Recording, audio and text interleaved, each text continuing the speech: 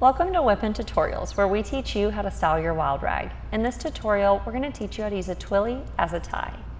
First, you're going to take the twilly and put it underneath the collars of your shirt. Then you're going to simply tie a tie or double knot. You can do a fancy tie if you'd like. It's pretty simple. Pop the collar, points on your collar, and fluff out the edges of your twilly. There you have it.